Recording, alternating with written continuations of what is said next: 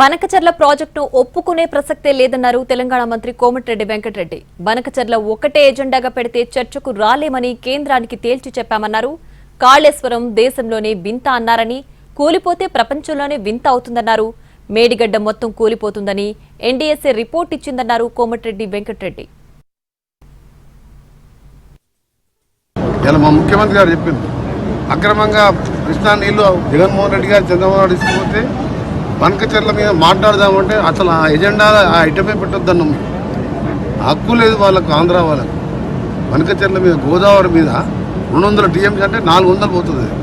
రేపు పైన కరువు వచ్చి నాసిక్లో మధ్య ప్రాజెక్టులు కడితే గోదావరి కృష్ణా ఎండబెట్టి గోదావరి ఎండిపోతుంది. ఎట్లా బతకాలి? ఇలా మల్లన్న సాగర్లో 4 టీఎంసీ నీళ్లు ఉన్నాయి. కాళేశ్వరం కట్టిండు. మేడిగడ్డ కాదు, మిగిలిన 2 కూడా ఎప్పుడు కూలిపోయింది మేము చెప్పలేమని ఎన్డీఎస్ఏ క్యాబినెట్ మినిస్టర్ మాకు రిపోర్ట్ ఇచ్చింది. అందుకని దాని మీద మా ముఖ్యమంత్రి గారు, ఇరిగేషన్ మినిస్టర్ గారు ఈరోజు ఢిల్లీలో చర్చలు జరుపుతున్నారు. బనకచర్ల ఒప్పుకునే ప్రసక్తి